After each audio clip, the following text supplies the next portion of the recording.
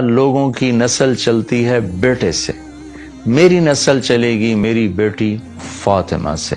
اور آپ نے ارشاد فرمایا کہ سیدہ شباب اہل الجنت الحسن والحسین، جنت کے نوجوانوں کے سردار ہیں حسن اور حسین۔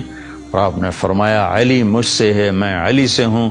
اور آپ نے فرمایا فاطمہ بضعۃ منی، فاطمہ میرے جسم کا ٹکڑا ہے، جس نے اسے دکھ دیا اس نے مجھے دکھ دیا، جس نے اسے خوش کیا اس نے مجھے خوش کیا۔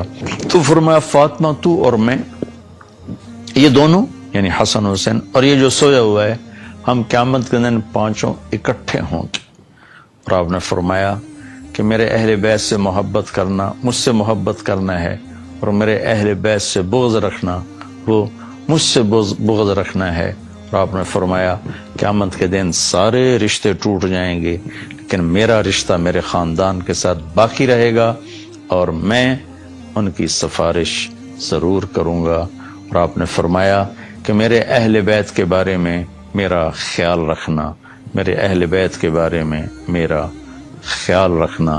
آگے عقیدہ طحاویہ جو اہل سنت والجماعت کا عقیدہ ہے، اس کی عبارت ہے نبغض من یبغضہم، جو اہل بیت سے بغض رکھتا ہے ہم اس سے بغض رکھتے ہیں، اور جو ان کو اچھے نام سے یاد نہیں کرتا ہم اس سے بھی۔ پھر آپ نے فرمایا کہ حسن اور حسین جنت کے نوجوانوں کے سردار ہیں، اور یہ اللہ کے محبوب کے خاندان کو نمایاں کرتی ہیں، بڑا کرتی ہیں۔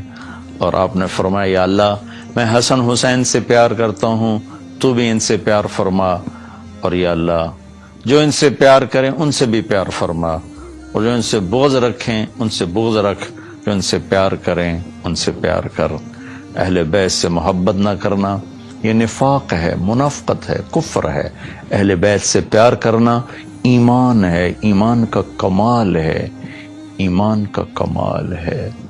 جس گھر میں اللہ نے اپنے حبیب کو پیدا کیا، جس نبی کی گود میں ان کی اولاد پروان چڑھی، اگر ہم ان سے بغض رکھیں گے تو ہمارا ایمان کہاں چلا گیا؟ نہ ایمان ہے نہ ایمان رہے گا۔ ان کی محبت ہی اصل ایمان ہے، ان کی محبت ہی اصل ایمان ہے۔ ایک روایت یاد ہے کہ میرے نبی نے فرمایا جس نے میری اولاد میں سے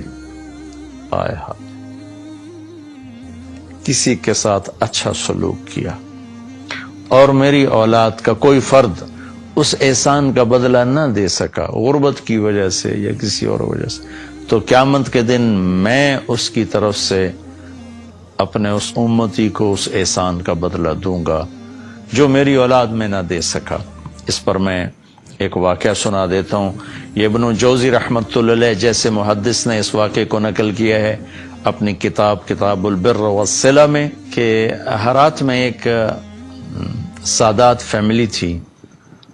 وہ خاتون جوانی میں بیوہ ہو گئیں، بچیاں تھیں، تنگ دستی آئی، تو انہوں نے سمرقند کی طرف ہجرت فرما لی، رزق کی معاش کی تلاش میں۔ وہاں پہنچیں تو پوچھا کوئی یہاں سردار، کوئی سخی، چونکہ نووارد تھیں تو لوگوں نے بتایا کہ ایک تو یہاں مسلمان بڑا سردار ہے اور پورے علاقے کا رئیس ہے، اور ایک یہاں آگ کا پجاری آتش پرست ہے، وہ بھی بڑا رئیس، بڑا سخی مالدار ہے۔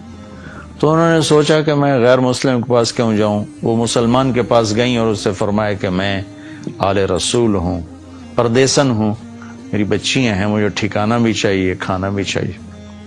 وہ سردار کہنے لگے تیرے پاس کوئی، عام طور پر جو اہل البیت ہیں ان کے پاس لکھا ہوا نسب نامہ ہوتا ہے، میں نے کئی گھرانوں میں ماشاءاللہ دیکھا اللہ کے رسول تک ان کے سارے آبا کے نام لکھے ہوئے۔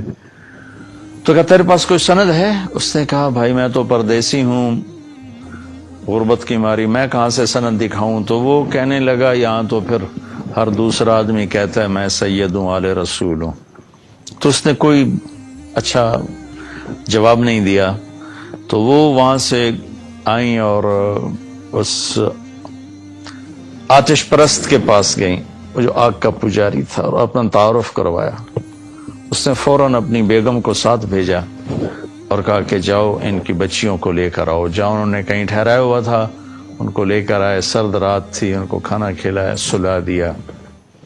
رات کو مسلمان سردار نے خواب دیکھا کہ اللہ تعالیٰ کے محبوب صلی اللہ علیہ وسلم جنت میں ایک خوبصورت سونے کا محل ہے، اس کے دروازے پر کھڑے ہیں۔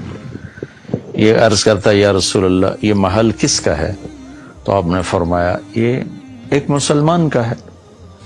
تو وہ کہنے لگے یا رسول اللہ مسلمان تو میں بھی ہوں۔ تو آپ نے فرمایا اپنے اسلام پر کوئی دلیل پیش کر، کوئی ثبوت پیش کر۔ تو وہ کانپ گئے۔ تو پھر اللہ کے نبی نے بہت غصے سے فرمایا کہ میرے گھر کی بچی تیرے دروازے پر چل کر آئی اور تو نے اس سے ثبوت مانگے کہ مجھے ثبوت دے، تو اہل بیت میں سے ہے، میری نظروں سے دور ہو جا۔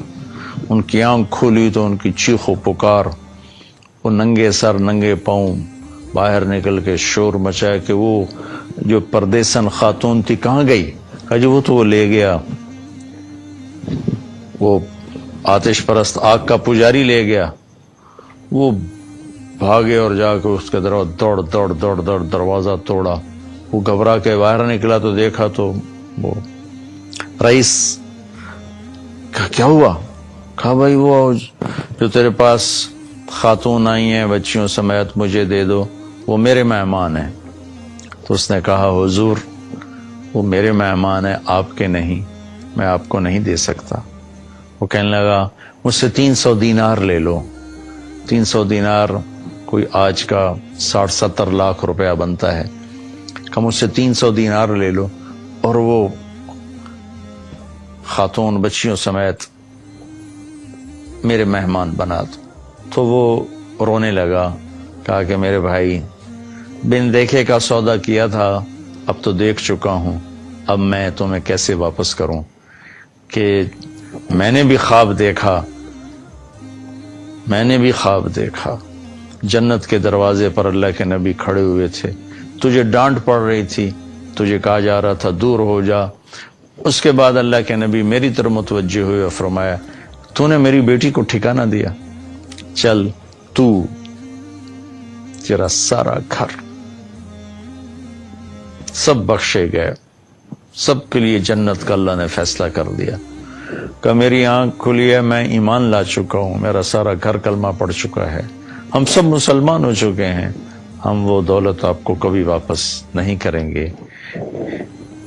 یہ اہل البیت ہیں، اور یہ کوئی 300-400 سال کے بعد کی نسل ہے، تو حسن حسین کا کیا مقام ہوگا، زین العابدین کا کیا مقام ہوگا، زینب کا کیا مقام ہوگا، فاطمہ کا کیا مقام ہوگا، علی کا کیا مقام ہوگا، عباس کا، جعفر کا، عقیل کا۔ آل و رسول ہیں، حضرت عباس کی اولاد، حضرت علی کی اولاد، حضرت عقیل کی اولاد اور حضرت جعفر کی اولاد۔ ان 4 حضرات کی اولاد کو آل رسول کہا جاتا ہے، اور پھر اس میں سب سے عالی شان ہیں جن کا سلسلہ حضرت حسن حسین یعنی حضرت فاطمہ سے چلا۔ حضرت علی رضی اللہ تعالیٰ عنہ کے حضرت فاطمہ کے بعد آپ نے 7 شادیاں اور کی، ان سے بھی آپ کی اولاد ہے، وہ بھی اہل البیت ہیں چونکہ حضرت علی کی اولاد ہیں، ان پہ بھی صدقہ حرام ہے۔ لیکن جو مقام حسن حسین کو حاصل ہے جناب فاطمہ رضی اللہ تعالیٰ عنہ اور جناب رسول اللہ صلی اللہ تعالی وسلم کی نسبت وہ اور کسی کو حاصل نہیں۔ صلی اللہ علی محمد صلی اللہ